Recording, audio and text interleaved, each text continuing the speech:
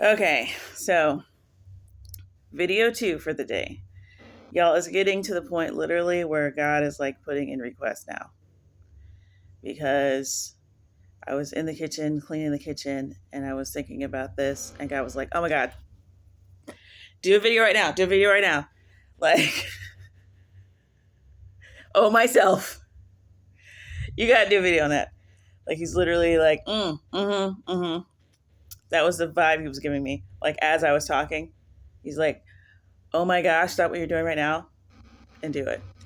So, Lord, you're going to have to help me because I literally have just like one example in my mind. And I do kind of want to just do it now so that it's done.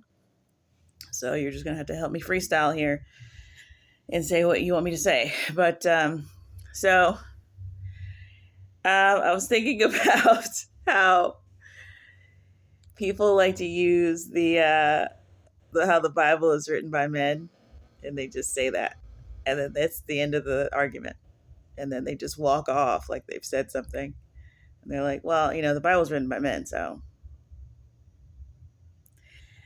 As we literally do everything in our lives, like dictated by other humans, and now it's like suddenly that is the litmus test for why something can't be legit. Meanwhile, everything that we consider legitimate in our lives is like created by man. But when it comes to God, it's like, I don't know. Personally, I just think that's really just, I mean, people are genuinely confused about it, but it's only because jackals who just want to dismiss it have confused them by saying it over and over. But, so I'm not even going to like dispute that in the traditional way that people would try to do that. I just think that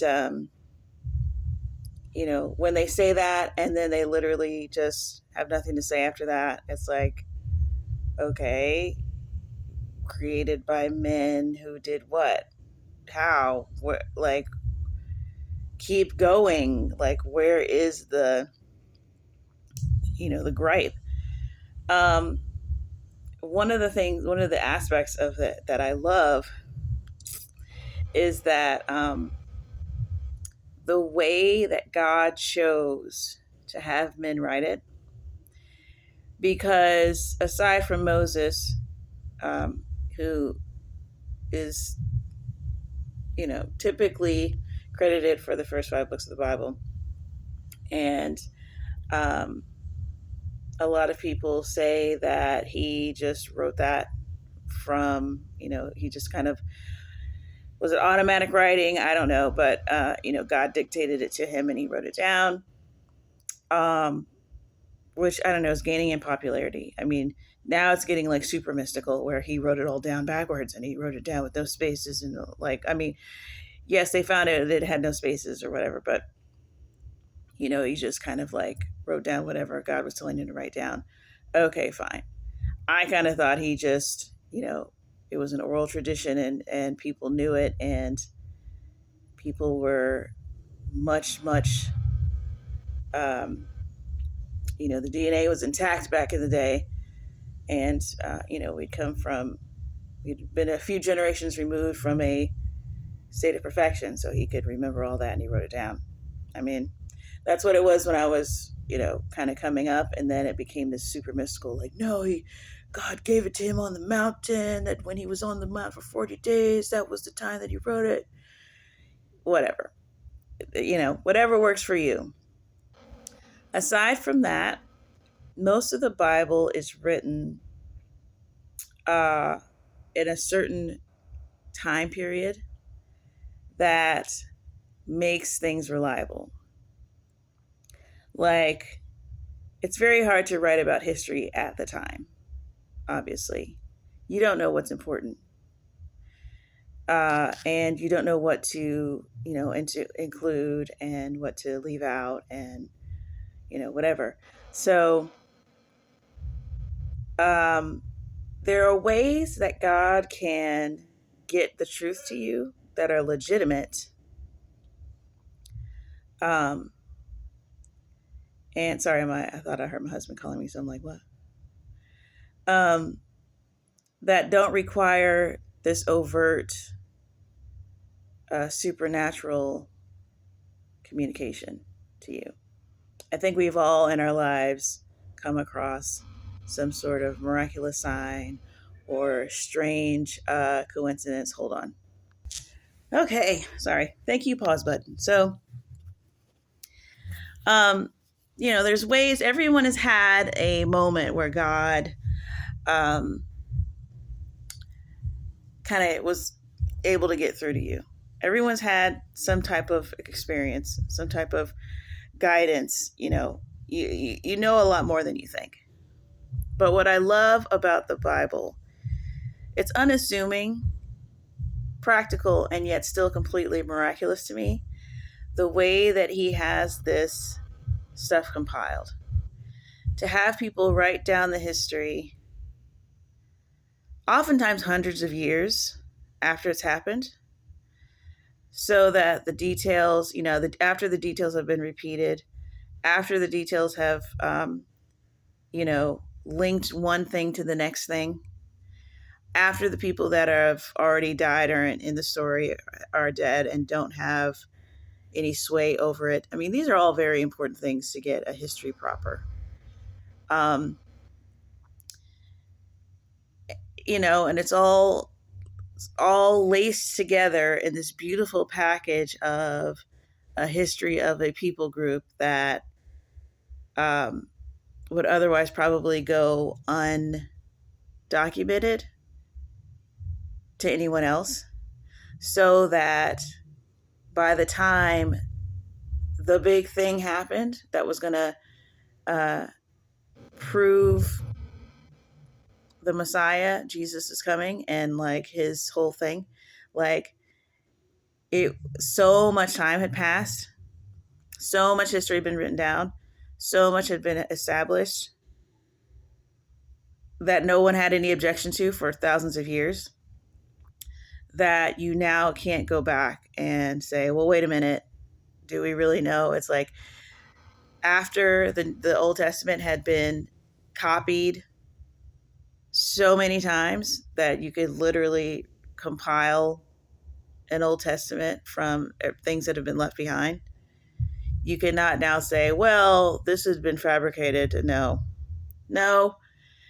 Isaiah 53 is in there. You said it. You said it for thousands of years. You can't go back and say that he's not in there. You can't go back and say, like, somebody changed the Old Testament to make Jesus fit into it. Can't do it. So what I typically like to say is that the Old Testament was written too slow to be tampered with, and the New Testament was written too fast to be tampered with, because the New Testament has the opposite problem, where you've got something from the ancient world that was literally written about within 30 years, which was like an email back in those days. So where you have the Old Testament finally, the tradition finally written down after, centuries of history had given it its context and how everyone knew about it. And even within the Bible, there's references to other sources that we know existed. So they didn't even go into as much detail as they could have gone into, because it's like, oh, this is already here, and this is already in the annals of the kings of the whatever, blah, blah, blah. Now all that's gone, and all we have is the Bible. I won't say all we have, but a lot of stuff is missing, or a lot of stuff is, not. A lot of stuff been burned in libraries over the years. So that didn't help probably. So, yeah, it was written slowly over time. And what I love about the Old Testament stuff is like, say you have something like, there's a verse that's something like, my son, I think it's either Solomon or I forget who's who's writing to who, but it might be in, Proverbs. It might be David writing. I can't remember, but it's something like, my son, don't, be discouraged by the correction of God, because God chastises those that he loves. And, don't, basically saying, like, don't feel the way when you feel the discipline of God, because God only does that for children that he loves, And something like that. It's just a really simple verse written by a man. What's he doing? He's leaving advice for his child. So this is a man who himself has lived his own life and seen long enough the pattern that God's discipline is nothing to be afraid of, because he sees the logic in it, and he sees the practical in it in his own life when he has a child, and how he has to chastise his own son. And he's giving that advice in a loving manner to his son. He's not thinking about you reading it thousands of years from now. He's not thinking about anybody. So when you have a man who is writing something personal to someone he loves, in the wisdom of his later life,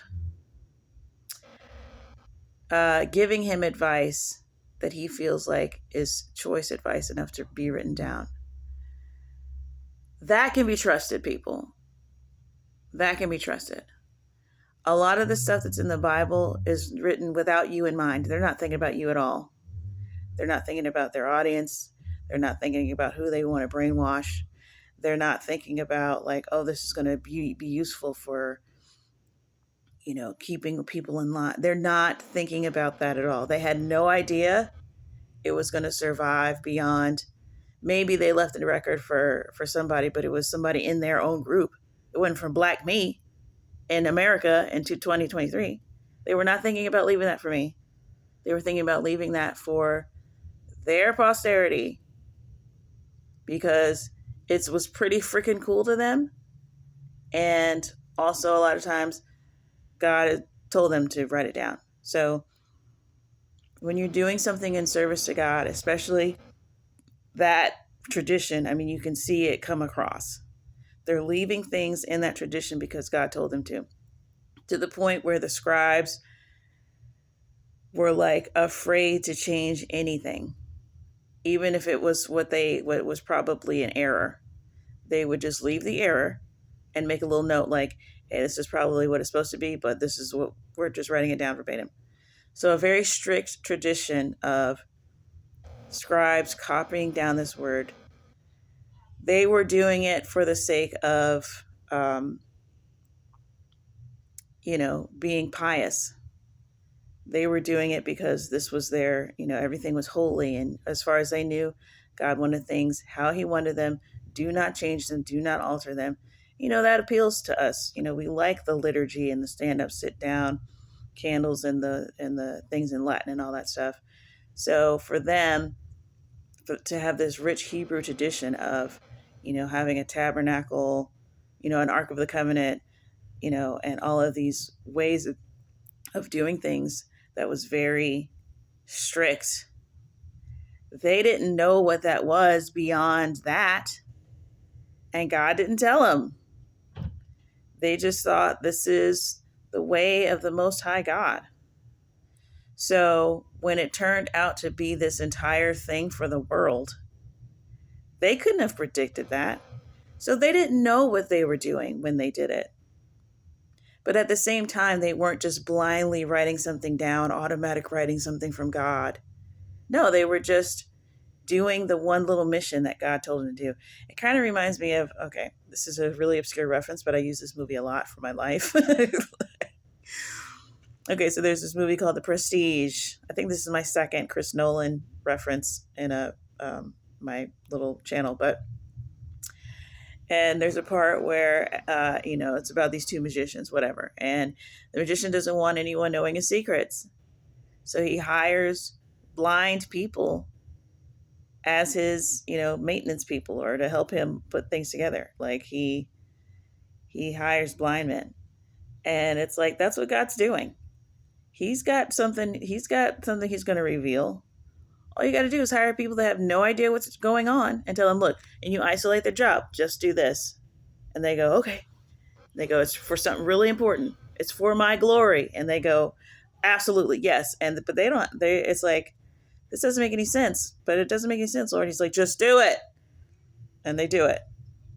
Like, simple, easy peasy. Easy peasy. Like, it doesn't need some huge, well, how? But, it's written by men and men are flawed. It's like, sorry. I literally got interrupted because someone needed to know where their dad was, who's literally just on the couch all the time. On his day off, anyway. So, yeah. Like, it's not that hard to use flawed men to write a perfect countdown, because they didn't know what they were writing about. And they didn't know the larger picture. They knew enough for their day. No man can think thousands of years ahead. No man can really think hundreds of years ahead. Good luck if you can think a couple decades ahead. Open up any time capsule and tell me I'm wrong. Be trashing them things, man. We don't know what's important. And so, there's a couple instances in the Bible where there's just things that are just always going to be cool, no matter what. And they're always going to be told. That story's always going to be told. So that takes care of that. The rest of it is just, it's like 20% cool stuff that like unforgettably got told over and over and over because it was amazing. I mean, miracle stuff. 20% like, write this down. This is part of our liturgy, and this is a part of our religion that only pertains to us and only us, and it's part of our thing and we have pride in it. And then it's 20% men leaving things for their families, and men who have lived a whole life, and then decided to write something down about it. And you get these condensed nuggets of just like, pride goeth before destruction, haughty spirit before a fall. And you get that like 1,000 times. And now you've got a whole book. And then it's 20% just people leaving histories of things that have happened way after the fact. So it's balanced, and it's it's done, and it's written in a time where there's no political correctness. So it's the whole truth, because why else? What else would you write down? Like, who cares? This is what happened. And anything that might have been scandalous at the time is going to say, this was scandalous at the time. So you'll have the context. And, sometimes you don't, and you just have to, they had no thought that the world would ever change from how it was. So they just wrote it how it was. Like, guys, don't be fooled. This is very, very simple and unassuming. And like, a lot of times God just uses he takes a picture when you weren't looking. He takes a candid. So, that's just what he's doing. It's not that he has to do some super miraculous out of body thing for you. All he's got to do is catch you while you're sleeping, catch you off guard, catch you while you're, the first thing you say in the morning, and record all that and put it in a big thing. Like, it's not that big of a deal. And, you're doing more, you have more of God in you than you think you do. And there's a lot more of God in this place than you think there is. It's a lot of miraculous, not even miraculous, but just stuff that's a blessing. There's a lot of blessings happening all the time. The fact that every single day, reliably, the sun goes up and down, and 12 a.m. and 12 p.m. All of these things like that go into this making this thing. I'll tell you one thing. The one day that you look up and it's off just by a little bit, you need to start paying attention. That's God saying, listen, I can tilt this thing. Like, are you listening? I'm not going to deal with the tomfoolery. God is consistent. God's over here being consistent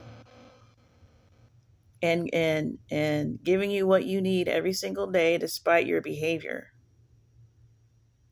Don't think that this is, oh, same old, same old. Oh, evolution did this. Oh, science did this. All it takes is one off day to completely upend that entire idea. One day of just a little bit of spontaneity. Now you have to account for that. Why is the sun up at 2 a.m.? Oh, well, let's scientifically figure it out. Let's get the scientists on it. Yeah, good luck with that. They're all just go in a room with white lab coats on and freak out and pretend like they're doing something, that they're on a task. They have no idea. They have no idea. And if God changes his method a little bit, they are completely out of a job. They're completely out of a job. They may not know that, but it's true. They're riding someone else's coattails. They all are. Okay, so hopefully I explained that well enough, and I'm going to leave y'all to the rest of y'all's day. Bye.